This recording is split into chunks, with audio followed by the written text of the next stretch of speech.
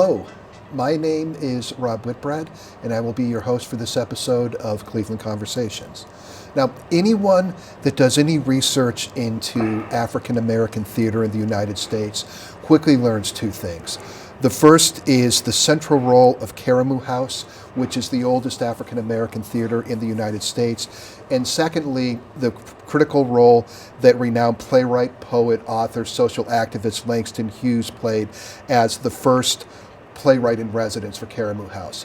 It is our pleasure to welcome today as our guest Mr. Michael Oatman, who had the honor of serving as the second playwright-in-residence for Karamu House. Welcome, Michael. Thanks for having me. I appreciate it. Absolutely. You graduated from Shaw High School. Yes. You got a degree in English from Cleveland State University, an MFA from a consortium of different universities in the area. Can you talk to us about how and why you first got interested in pursuing a career as a playwright in the performing arts? I think I'm an accidental playwright. I just kind of fell into it. First thing I wrote was here, a guy by the name of Claude Fowle, who used to be in what was then the Factory Theater here at CSU, asked me to write a play, a short play. And I wrote it, and I don't know how good it was, but it kind of quickened my fever for theater. And next thing you know, I'm a playwright. I did it here, and in Factory Theater, it went really well. And then after that, some people saw that play, and then they wanted me to write another play, and then I wrote another play, and then another one, and then next thing you know, I'm on a street corner somewhere, writing plays. So. Yeah. And was there anyone that motivated you or inspired you or encouraged you when you were first starting out? My mother. My mother was very, when she discovered that I had an interest in writing, she went out of her way to encourage me to write more. So I'll tell you how long ago this was. She bought me my first word processor. People don't even know what a word processor is now, but it's like a really bad computer with a keyboard. And so I started writing poems first, and then sort of segued into plays, and then next thing you know, 20 years later, I'm a writer. But it was sort of accidental, the whole process. And did she help with dealing with anyone that writes for a living, the rejection, the frustrations that inevitably emerge as part of the process? Yeah, she was very supportive. It was real interesting because she was very supportive, and my father was supportive in his own way. I once wrote a story for him, my dad, and I handed it to him, and at the top of the story he wrote, "Mediocrity pervades the land." And then I looked at it and I was like, what the hell does that mean? So then I went to the dictionary and I looked it up, and I looked up mediocrity and pervades, and I was like, I don't think Dad liked my story. And from that point on, it toughened my skin. So my mother was on this hand, very supportive, always, getting materials for me to write, and my dad was sort of the hard other voice that you get. So I had both of them, that hard critical voice and plus that soft supportive voice that work oftentimes in tandem. And that led to your being the second playwright in residence at Karamu House, following up Langston Hughes. I saw in previous interviews you had spoken about how you found that to be somewhat challenging. Is that still the case, and how do you feel about that upon further reflection and experience? Not challenging anymore. It's such a ridiculous notion to follow Langston Hughes.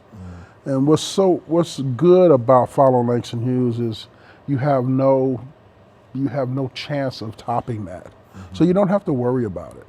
You can just get in there and write. And that's what I end up doing. I stopped trying to live up to Langston Hughes because you can't live up to Langston Hughes. Langston Hughes is a literary god. You'll never live up to that. But what you can do is you can do the work. You can buckle down, create the work, create the ideas. While everybody's going out on Saturday night, you can be sitting at your house doing the work, sitting in front of the blank empty of a computer screen and literally just putting words on a page over and over and over again, practicing your craft. And I kind of put my nose to the grindstone and just did that, tried to turn out the best quality work that I could produce. I mean, if you see one of my plays, it is typically rewritten in excess of 60 to 70 times or more that I've gone over that text that is in front of you. And that's all about just doing the work. And I'm going to ask you to speak to that a little bit later on as well. But for now, how did this opportunity emerge as far as Karamu House? How does something like that happen? Yeah, it was a thing where the artistic director, the then artistic director, a guy named Terrence Spivey, he came to CSU where I was as a student. And I was kind of a little fiery in those days. I was in my rebel days. And I challenged him. And I got in his tail about, providing opportunity. Why aren't you doing this? Why aren't you doing that? And Terrence Spivey challenged me back. And he says, I got all these people who are always talking about what Karamu doesn't do, but what do you do for Karamu? When do you show up and do some of the work? When do you come in and spend your time supporting an institution? And he challenged me in front of a lot of people. And so I did just that. I showed up. Then a few weeks later, I showed up at his door and said, well, I'm here to do the work. You said people don't show up, don't support the institution. Well, I'm here. Put me to work. And he did. And I started at the very lowest levels of Karamu, just helping out, working backstage, doing whatever I could do to participate and support the institution. And then it kind of happened from there. And what are some things, you were there for nearly 9 years in that role, Yeah. I learned. What are some of the productions, some of the accomplishments you're most proud of from your time there? I guess it's a very good question. I think the thing that I'm probably most proud of are the people that I supported when I was there. I mean, some of my greatest accomplishment isn't when I did my Tupac play, or when I did, some sold out play, or when I rewrote this or whatever. My proudest accomplishments are when I supported other artists in creating what they wanted to do. I remember a story once. There was an actor who was a really powerful actor, but very unpolished. And we had a show there called The Blacks, a clown show. And that actor at the time worked at a rental office downtown. And we wanted him to try out for this role, and he missed the audition. And I was like, well, where are you? I wanted you to come in for this audition. And he says, I just couldn't make it, man, I had to work. I'm like, well, when are you getting off? He's like, I'm getting off here, but I can't get there. And I drove down to the rental office, picked his tail up, drove him back to the audition, and he auditioned. And to this day, he's probably one of the most powerful actors in town. And also on that same play that we did, I helped him interpret some of the script, some of what the words meant or whatever, because he was still a young student. And I won't name the person, but to this day, he is literally one of the most powerful actors in town, and one of the most polished and one of the most well-respected. I revel in his success because I know that I had a very, very small piece of that. And so those are the stories that kind of warm me the most when I'm having a tough day. I think of those stories of when I was able to contribute to another artist's soaring success. That's excellent. I'm going to ask you to indulge me for a moment, as well as the audience to indulge me for a moment. And this is a quote that from yourself. For me, the beauty of theater is that it lives. It is not an artifact. It wrestles with us and forces us to wrestle with it. Plays live in real time. Actors can reach out and touch you. Good drama is not a spectator sport. It's a subtle give and take, a delicate dance between actor and audience, playwright and the world. It's a beautiful quote. Blah, blah, blah, right? Yep. Can you talk about how you... I feel like that should be read with an English accent. That's the only way that the true pomposity of that statement reaches full zenith. Yeah. But how do you enact that when you're working on a project? Well, I mean, again, I think it all goes back to just literally putting your nose to the grindstone and doing the work. And I really mean that you have to wrestle with it. You have to really wrestle with it. You have to really think about what you're doing. Putting a play on stage has to be a charge. It has to be an honor. It has to be something that is almost sacrosanct. It's one of those things where, you're going in front of an audience, you're taking an audience's time, and you have to respect that on a very deep level. And you have to really, if you're not struggling with the play, then why the hell are you writing it? You have to struggle with the play, and it has to struggle with you a bit. If you just have something that you write from start to finish, there's a good chance it wasn't worth writing. There has to be some struggle in it. There needs to be something in a play, or I like to say this, there needs to be something in a play that scares you.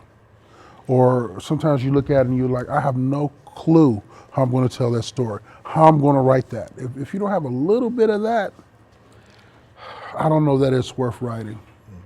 I don't know that it's worth writing. It's like, in some ways, if I'm dating a woman, I need to have some spice there.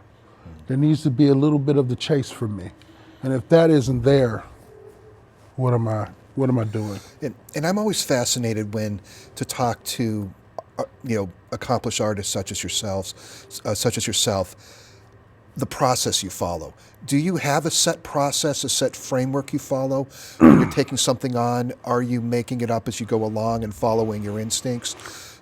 Talk a little bit about how you go about doing that. I will say that as I've progressed, I have developed some habits. There are some habits that I don't know that I follow a set protocol, but there are some definite habits that have developed over the years. Like, for instance, one of the habits I have is I write every day.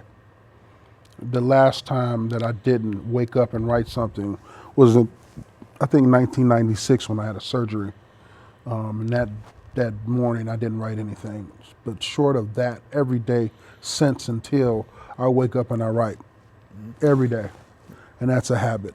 And I have other little things that I do that are sort of research habits and little things that I do as a protocol. And let me ask you one other question in this general area, which is some of the content of some of your works may be more or less accessible to different audiences depending on their backgrounds and the like. Is this something you think about when you're putting projects together? Because you've emphasized the interactivity with the audience and the like. Is this something where the product or the piece drives itself, or are you thinking about potential forums in which it could be presented or presented? I say yes, and largely because many of the pieces that I do have a historical basis to them. So I have to think of those things. Those are things that I have to consider because so much of what I write is history. It also creates a different kind of responsibility when you're thinking about, it's unfair, but sometimes the first draft of history is going to be the piece that you put out there. So you want to be really careful about what you put on a stage and why you put it on there, because oftentimes your portrayal can initiate an erasure. Accidentally sometimes. You can erase the person from history by virtue of what you put on stage.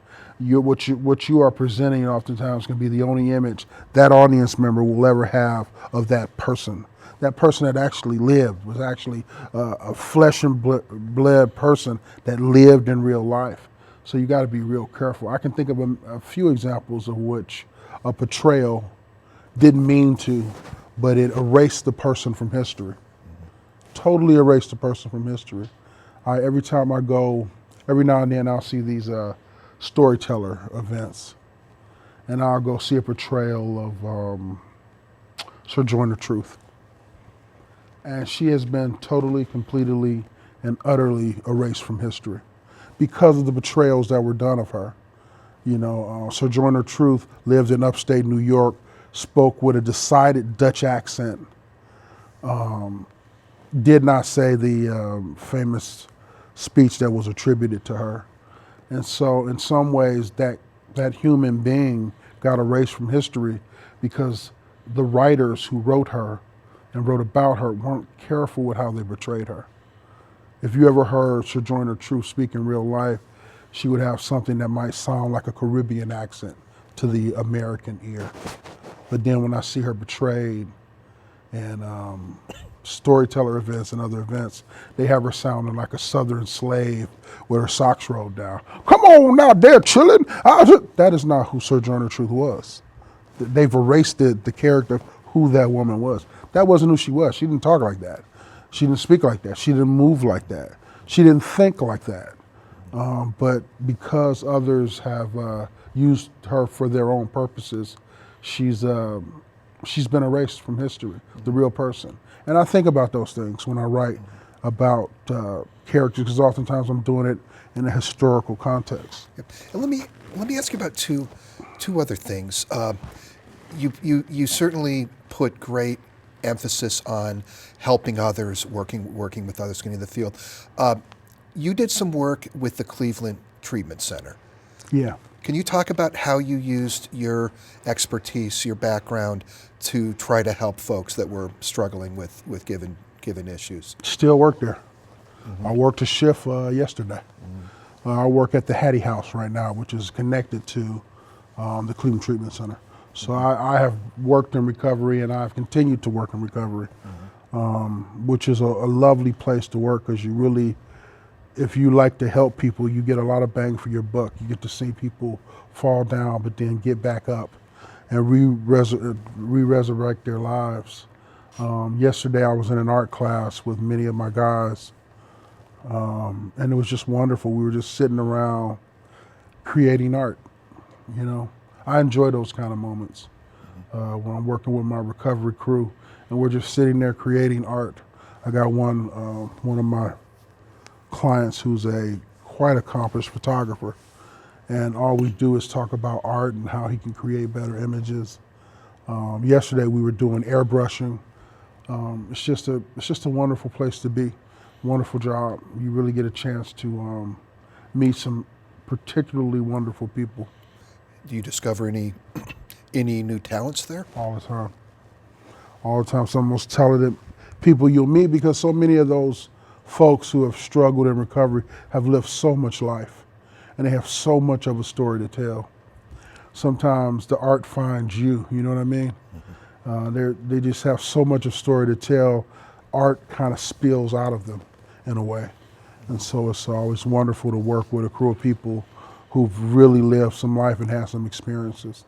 We got so many people who walk through life and they're sleepwalking through their life, but they're sleepwalking through their life, but they really haven't had some of these wide range of experiences that take you through the depth and breadth of the human experience. And how does your area of expertise, what you do, help with their recovery? How does that work itself? So you're providing an outlet for... Yeah, it's always good to be able to talk as an artist to a community about art, you know. And so I bring that perspective to the business. I'm not only a writer, but I'm also a visual artist. I'm a photographer and other things.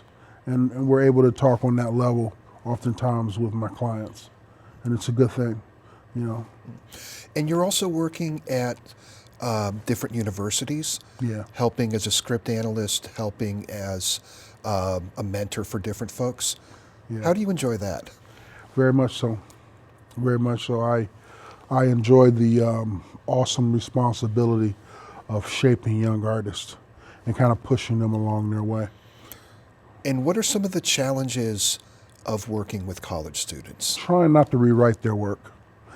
That's the hardest thing, being able to help and facilitate without dominating, and trying to keep their voice their voice. Because sometimes there's that temptation to want to go in there and make a rearrangement here, add a line there, but in the end it has to be their work, it has to be their voice. Mm-hmm. And what's the advice you give to aspiring playwrights, to aspiring artists who are looking to forge a path such as you followed? What do you recommend that they do? I would recommend you wake up and write something every day, create something every day. And not only that, take advantage of the concentric circles of powers that surround you.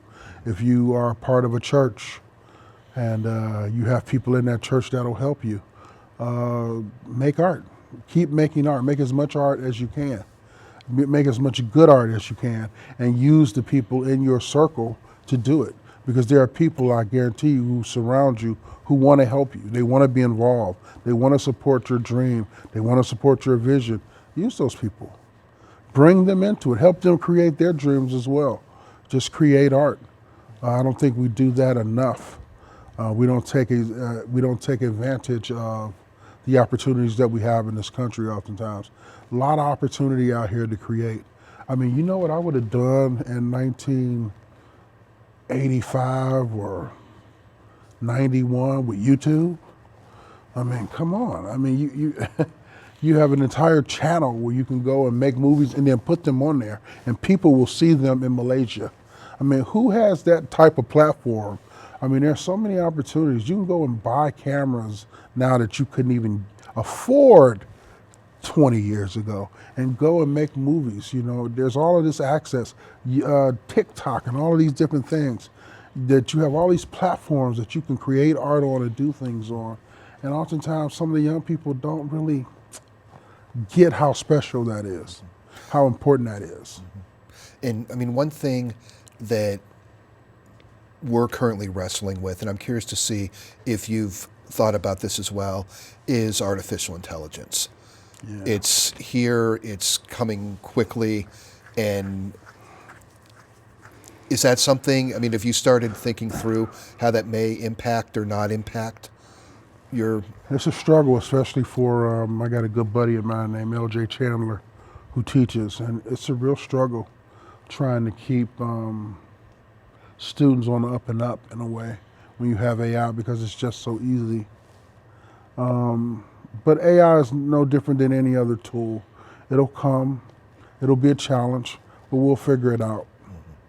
We'll figure it out. I don't use AI myself. I haven't had really a need to do that. AI hasn't gotten to a point yet where it's better than me.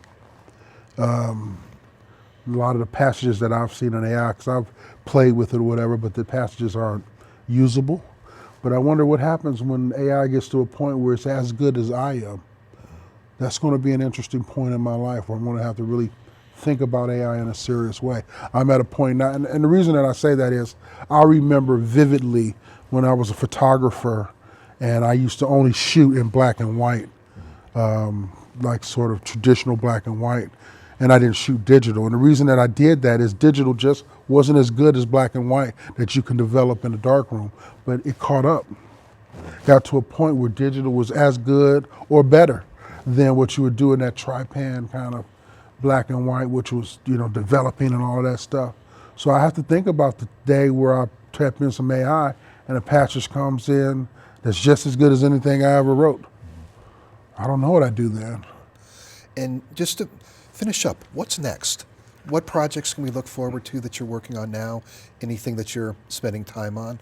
Yeah, I just wrote a piece called Against the Wind, about the 1967 sports summit that happened here in Cleveland with Muhammad Ali, Lou Alcindor, Bill Russell, Jim Brown, where he was contemplating not going into the draft.